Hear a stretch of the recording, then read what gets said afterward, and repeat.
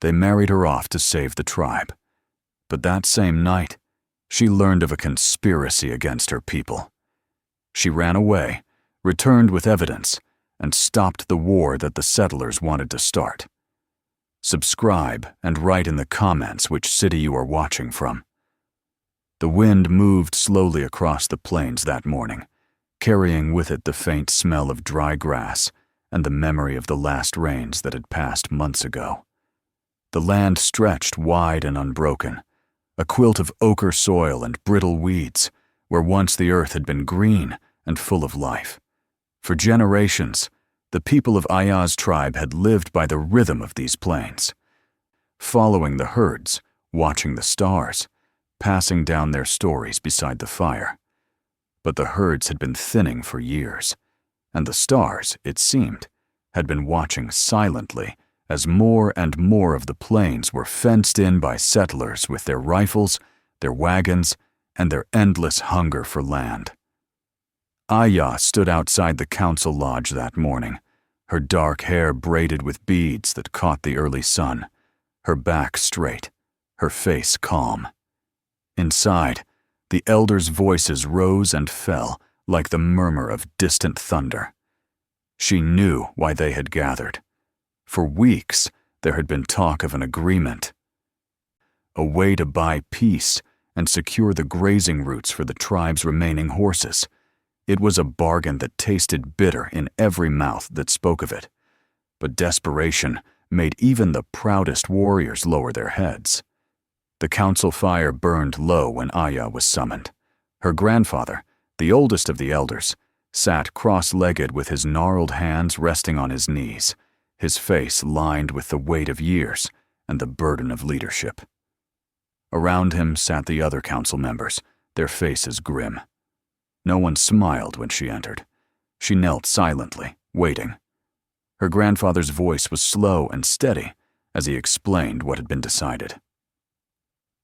The tribe would offer her hand to the family of one of the largest cattlemen in the territory, a man whose herds ranged just beyond the river.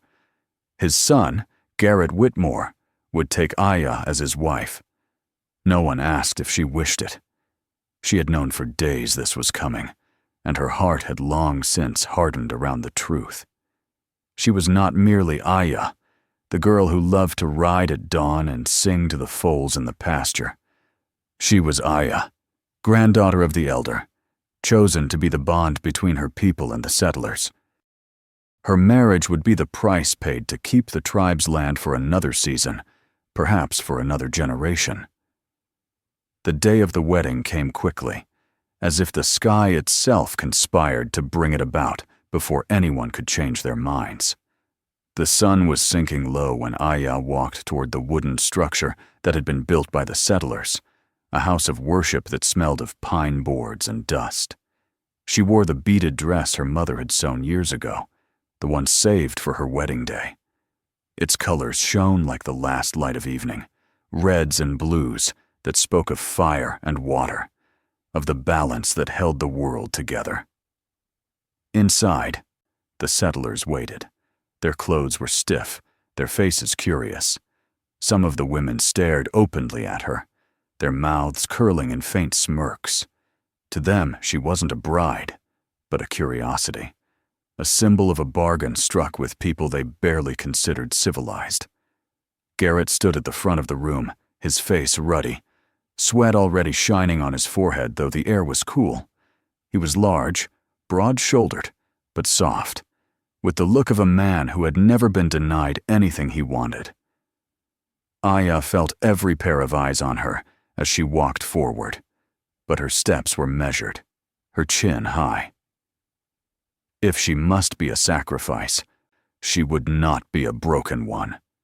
She met Garrett's gaze and saw nothing there but impatience and a certain dull satisfaction, as though he were already thinking of the cattle he would water on her people's land. The ceremony was short, the words spoken in the tongue of the settlers. Aya understood only enough to know when to nod, when to stand still, when to accept the ring that Garrett slid roughly onto her finger. Around them, the air was thick with whispers. Some muttered that she was beautiful, others that she was too proud.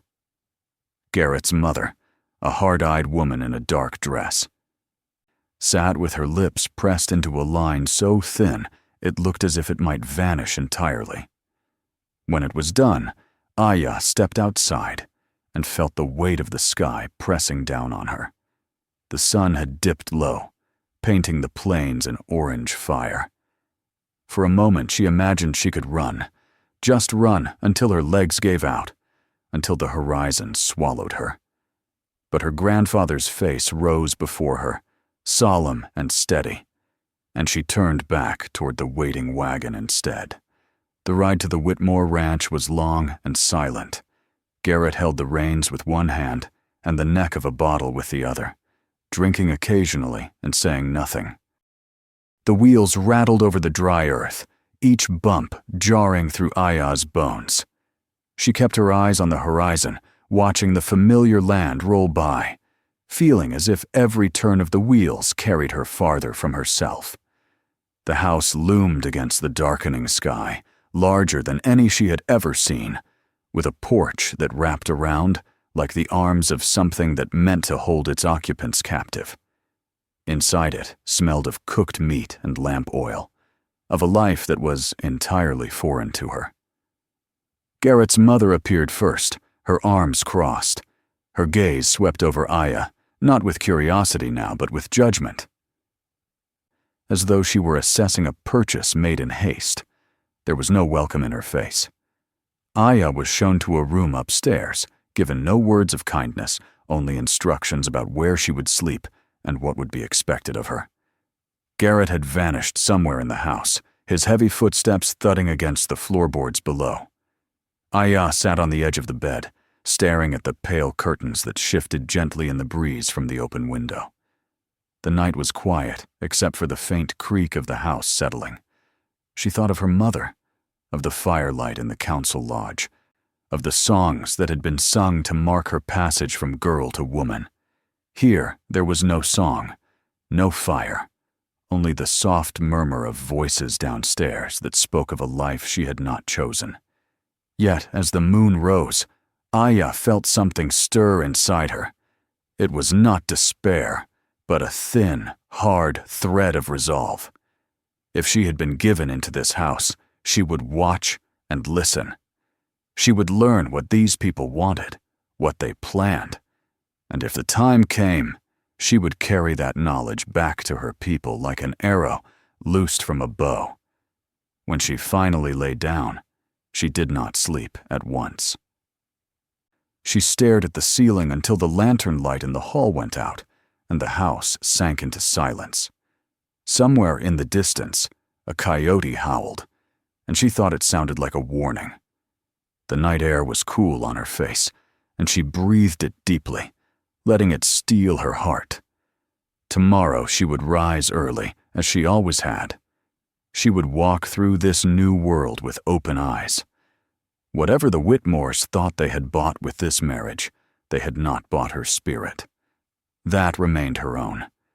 And though she did not yet know how, she would find a way to use this unwanted union to protect what was left of her people's home. Dawn came quietly, with the faintest blush of pink over the plains and the distant cry of a hawk cutting through the still air. Aya rose before the house stirred, as she always had in her village, and stood by the window for a long moment, watching the light grow over the dry grasslands. The Whitmore Ranch stretched far and wide, fenced pasture lands dotted with cattle, barns and outbuildings scattered like sentinels. It was the kind of wealth her people had never sought, but now were forced to bargain with. Somewhere below, the first ranch hands were beginning their work, the sound of hooves and distant shouting carrying faintly to her window. She washed her face in the basin, braided her hair with quick, sure fingers, and steeled herself to step into the life that had been forced upon her. The house was awake by the time she descended the stairs. The kitchen smelled of frying bacon and coffee, scents foreign and heavy compared to the simple roasted grains and dried meat of her home. A maid gave her a quick glance, then turned back to her work, as though Aya were just another piece of furniture. Garrett sat at the table, slouched in his chair, one hand already reaching for the bottle of whiskey, despite the early hour. His mother presided over the kitchen with a stern, hawk-like gaze, her sharp features made harder by the lines of a life spent ruling her household. No one greeted Aya. A plate was set for her at the far end of the table, and she sat without a word, eating slowly while the conversation passed over her as though she were invisible. The days that followed fell into a rhythm. Aya learned where she was allowed to go and where she was not. She learned that Garrett expected his meals hot and his clothes cleaned without complaint. Though he did little work himself and preferred to spend his afternoons drinking and boasting to the ranch hands. His mother reminded Aya in small, cold ways that she was a stranger here, asking her to do menial tasks, correcting her manners, making it clear that she would have to earn even the smallest measure of respect. Yet Aya endured. Her silence was not that of surrender, but of watchfulness. Each day she learned more about the house, its people, its patterns. She learned the times Garrett would be gone, the nights his father would invite men from town into the study, their voices carrying through the wooden walls as they spoke of land and water and profits. More than once, Aya crept to the hallway outside the study, pressing her ear to the door, piecing together words and phrases. She heard her people spoken of not as neighbors, but as obstacles, their land described in terms of acreage and profit rather than heritage and spirit. One night, while the house slept, Aya moved through the hallway barefoot, her steps silent as she approached the study. The door had been left ajar. Inside, on the desk, she saw a spread of papers and a map. The lantern light flickered, illuminating neat red lines that cut across the familiar outline of the plains. The grazing grounds of her people were marked with exige, the river traced and labeled. Beside the map lay a set of documents with names signed at the bottom, names she recognized from the traders in town. She felt the blood thrum in her ears. This was not a simple alliance. The Whitmores were preparing to claim everything, to take not just the land they had been promised in marriage, but every last stretch of river and grass until her people had nowhere left to go. She closed the door as quietly as she had opened it and returned to her room, her heart pounding. Sleep did not come to her that night. She lay awake, staring at the ceiling, weighing her choices. If she told no one, her people would lose their home forever. If she acted rashly, she might doom herself before she could warn them. She knew she had to be patient, to gather more proof, to wait until the moment came when she could strike back in a way that could not be undone. The following weeks became an exercise in restraint. Aya played the part of the obedient wife, sitting at meals, helping with household work, even tolerating Garrett's crude behavior without letting her disgust show. All the while she watched and listened. Her patience was rewarded when she began to notice someone else watching as well. Garrett's younger brother, William, kept his distance at first, but his glances were different from the others in the house. There was no contempt in them, only a quiet curiosity. One afternoon, when Garrett had gone into town and the house was unusually quiet, Aya found William in the barn repairing a saddle. He did not look surprised to see her. Instead, he spoke softly, telling her she should be careful about what she saw and heard in the house. His words were not a warning meant to frighten her, but an acknowledgement that he understood what she was doing. That evening she found a small scrap of paper tucked beneath her door. On it was a single line in William's uneven handwriting. "They meet tomorrow night. Listen closely." Aya did as the note suggested. The next night, she crouched near the study door again and heard Garrett's father discussing forged deeds, witnesses who had been bribed, and plans to submit the papers to the land office by the end of the month. The words chilled her. This was not just a slow encroachment, but a full theft, orchestrated and nearly complete. In the days that followed, William left her other notes, the times when the men would meet, which traitors they spoke to, where the papers were hidden. Slowly, Aya built a picture in her mind of the entire conspiracy. One evening, when the house was empty, she found the courage to slip into the study. Her hands trembled as she opened the desk drawers and pulled out the stack of documents. She read enough to understand the scale of what was planned, then hid several of the most damning letters beneath her clothes before quietly leaving. That night, she sat by the window in her room, the stolen papers spread before her. The evidence was clear. The Whitmores were not partners. They were preparing to strip her people of their land and leave them with nothing. Aya knew then what she had to do. She could not stay here and wait for the trap to close. She would have to escape, to ride back to her people with this proof before the signatures could be gathered, before it was too late. She folded the letters carefully and hid them beneath a loose floorboard. Tomorrow, she told herself, or the next day at the latest, she would find her moment. She would take a horse, take the papers, and ride for the village. Her heart beat faster at the thought, not from fear, but from the sharp taste of purpose. For the first time since the wedding, she felt something close to hope. When she finally lay down, the moon was high over the ranch, silvering the roof and barns outside her window. The house was silent, but Aya sensed the storm building beneath its quiet. Tomorrow would be different. Tomorrow, she would begin to take back the future that had been stolen from her. The morning that followed was sharper, cooler, as though the sky itself sensed the storm that was about to break. Aya rose before the household once more, but her thoughts were not on the chores that awaited her. Her mind was fixed on the bundle of papers hidden beneath the floorboard, the evidence of treachery that might yet save her people. She dressed quickly, her fingers steady despite the pounding of her heart. Today, she told herself, there would be no hesitation. The house was too quiet, the air too still. She could feel that something was about to shift, and she had to act before the opportunity was gone. The morning meal passed in a haze. Garrett was in a foul temper, slamming his cup down, cursing at one of the ranch hands who had delivered poor news about a broken fence. His mother watched silently, her eyes flicking toward Aya once or twice, as if she could sense that something was different. Aya kept her gaze low, her expression calm, all the while counting the minutes until the men would leave for the day's work. By midday, the house had emptied.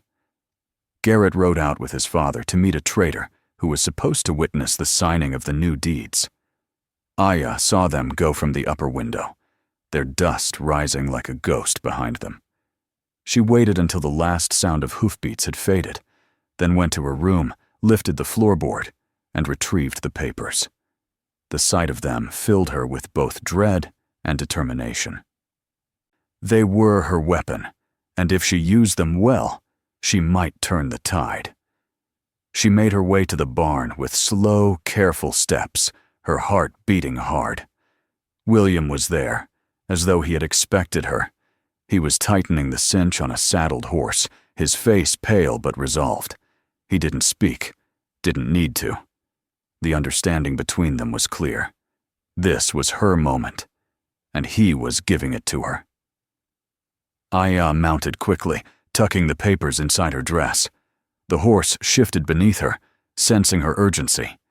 She guided it out of the barn, glancing once over her shoulder at William. He raised a hand in a silent farewell. And then she pressed her heels into the horse's sides and was gone, the wind tearing at her hair as she fled across the open plain. The first rush of freedom was almost dizzying. The ranch fell away behind her, its fences shrinking into the distance. She bent low over the horse's neck, urging it faster, the sound of its hooves thundering in her ears. Every mile she put between herself and the Whitmore house felt like a thread snapping, loosening the hold that had bound her since the day of her wedding. But the feeling did not last long. Not an hour after she left, she saw dust rising on the horizon behind her. Riders, and they were closing fast. Garrett must have returned sooner than expected. Perhaps one of the servants had seen her leave. Perhaps someone had noticed the missing papers. It didn't matter how they knew. What mattered was that they were coming for her now, and there would be no mercy if they caught her. Aya drove the horse harder, following the faint path that would take her back toward the river, and then to the lands of her people. The wind stung her eyes, but she did not slow. She could hear the riders behind her now, the faint shouts, the pounding of hooves like war drums. The chase stretched on through the heat of the day, each rise and fall of the plain testing the strength of horse and rider. At last, she reached the first of the river crossings that marked the boundary between the settlers' land and the territory where her tribe still roamed. She urged the horse into the water, feeling the cool spray as they splashed through. Behind her, the riders were close enough that she could hear Garrett's voice, shouting curses, spurring his mount. The horse leapt up the far bank, and Aya clung to the saddle, her breath coming in ragged gasps. When she reached the edge of the village that evening, she was nearly spent. The horse was lathered and trembling, its sides streaked with sweat and dust. Children were the first to see her, their cries bringing the adults from the lodges. Soon the whole village gathered around, staring at the sight of her. The bride who had been given away, now returned, her dress torn, her face streaked with dust and resolve. Aya dismounted and held up the bundle of papers with both hands. The council was summoned at once. Inside the lodge, by the firelight, she spread the documents before the elders. She told them everything: the meetings, the maps, the forged signatures, the plan to take not just the land promised, but every grazing ground the tribe still possessed. Her voice did not tremble. She spoke as one who had seen the enemy's heart and brought back proof. The elders listened in grim silence. When she finished, the lodge erupted into debate.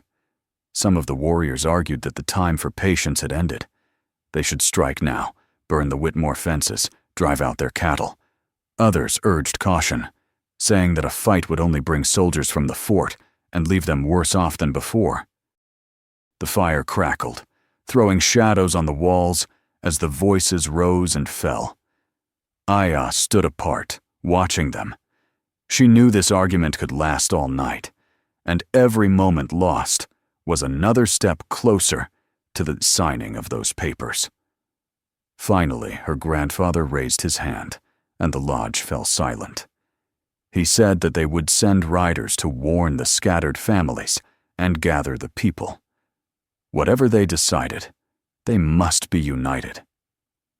But before the council could finish, a sound came from outside, the distant thunder of hooves. A boy ran into the lodge, breathless, shouting that riders were approaching from the west. The villagers hurried outside to see a line of horses on the horizon, the sun setting behind them like a red wound in the sky. Aya felt her stomach tighten. Garrett had not given up. He had brought his men to the very edge of the village, and from the look of their formation, they were not here to talk. The warriors of the tribe began to arm themselves, stringing bows, checking the edges of their lances. The women gathered the children and led them away from the open plain. The air grew tense, every sound sharp as a drawn blade. Aya stood with her grandfather, the papers still clutched in her hand, and felt the weight of what she had set in motion. She had escaped the house. She had brought back the truth, but the danger was not over. The riders on the horizon were the proof of that. The night ahead would decide not only her fate, but the fate of her entire people. The night did not fall gently. It seemed to come all at once, a rush of shadow that swallowed the last of the crimson light from the horizon. The riders drew nearer, their torches flaring in the dusk like angry stars. Aya stood at the edge of the village, her hands clenched, her heart pounding with the memory of her flight across the plains. This was the moment she had feared, the moment she had been preparing for ever since she first stepped into the Whitmore house. The enemy was here, and there would be no more running. The warriors of the tribe lined up just beyond the lodges, their silhouettes dark against the glow of the fires.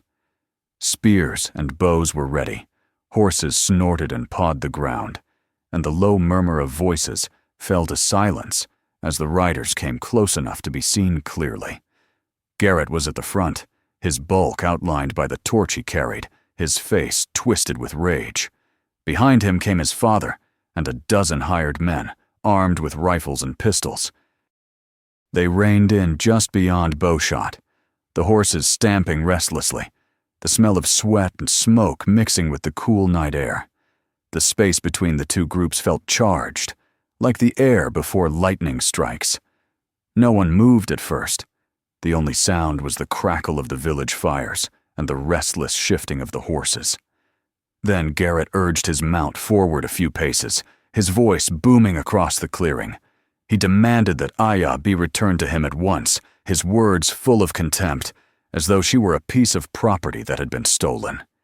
He shouted that the papers she had taken belonged to his family, that the marriage agreement had given him the right to them. His voice rose louder with every sentence until it echoed off the hills. Aya stepped forward from among her people, her back straight, her head held high. The firelight glinted on the beads of her dress and in her dark eyes.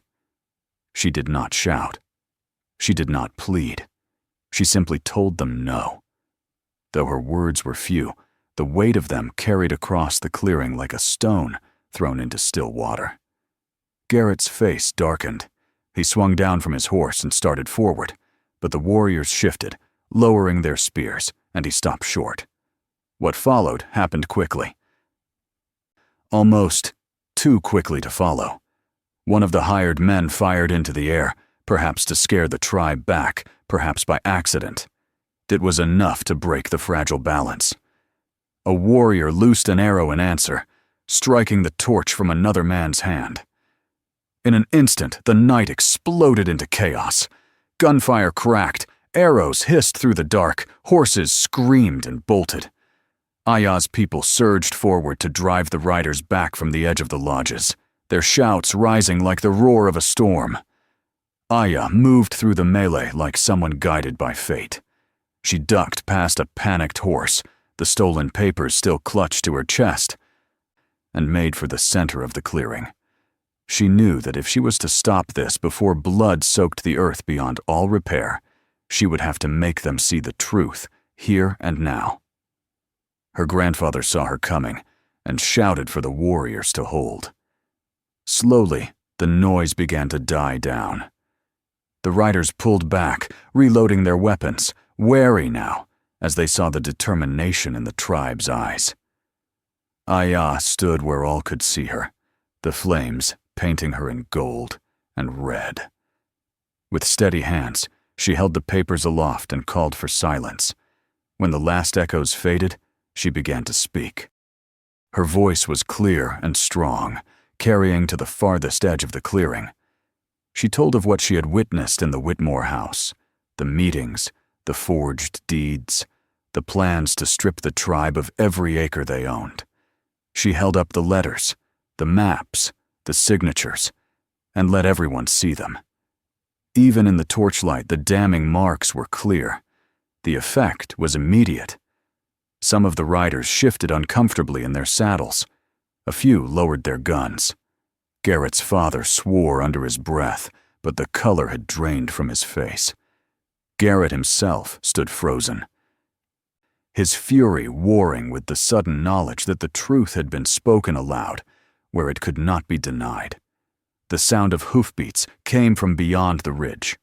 For one tense moment, Aya feared more of Garrett's men were arriving, but then she saw the lanterns and the glint of badges in the firelight. a detachment of territorial soldiers had come, drawn by the noise and the glow of the distant torches. They reined in and surveyed the scene, their officer demanding an explanation. Aya stepped forward again, the papers in her hand, and presented them. She spoke with a calm that belied the pounding of her heart, laying out everything she had learned. The officer read the documents by the light of a lantern, his jaw tightening as he saw the forged signatures and the false claims. When he was finished, he turned to Garrett's father and announced that the land office would be informed at once and that the documents were evidence of fraud. He warned that any attempt to seize the tribe's land by force would be considered an act of violence against the territory. The rider's bravado seemed to melt away under the weight of official judgment. Some turned their horses without a word and rode off into the night.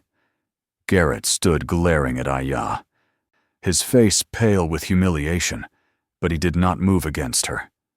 At last, with a sound that was half a curse and half a growl, he mounted his horse and wheeled it around. His father followed him, and soon they were retreating into the darkness, their torches dwindling to sparks on the horizon. The village exhaled as one. The warriors lowered their weapons, mothers called their children back, and the fires burned steadily once more. Aya felt her knees weaken with the sudden release of tension, but she did not let herself collapse. She turned to her grandfather, who laid a hand on her shoulder. His eyes, so often stern, were filled with pride. The days that followed were full of change. Word spread quickly of what had happened, and soon officials from the land office came to confirm the forgeries and void the false deeds. The Whitmores found themselves stripped of their claim to the Riverlands, and their influence in the territory began to wither. The tribe's grazing rights were not only preserved, but formally recognized, giving them the protection they had never truly had before. Aya stayed with her people, helping to rebuild the lodges that had been damaged in the skirmish, speaking to the families that had been afraid to resist.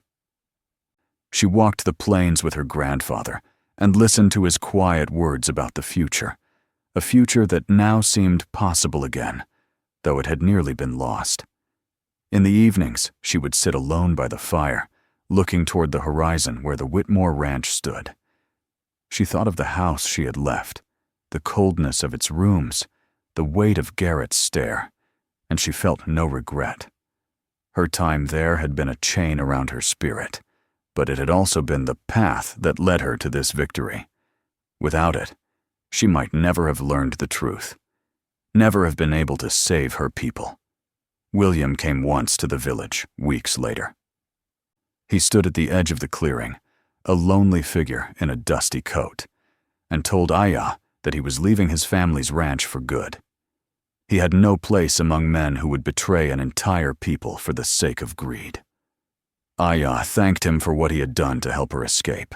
He said nothing more, only nodded and rode away, disappearing into the wide country that stretched beyond the hills. When the rains finally came, they fell softly on the plains, turning the dust to dark soil and filling the air with the smell of life renewed. Aya stood barefoot in the wet grass and let the rain soak her hair and dress, washing away the last of the fear that had followed her since that first night in the Whitmore house.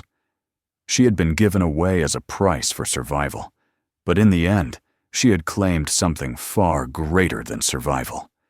She had claimed freedom, for herself, for her people, for the land that had shaped them all. As the storm rolled away and the moon shone on the glistening earth, Aya felt a quiet peace settle over her. The world was still hard, still full of threats, but she had faced it and endured. The land was theirs for now, and tomorrow the horses would graze again on the grass that was beginning to grow green. If this story moved you, make sure to subscribe so you never miss the next one. Take a moment to watch the next video waiting for you right now. There are more powerful stories you won't want to miss. And don't forget to share this video with friends and family. Some stories are too meaningful to keep to yourself.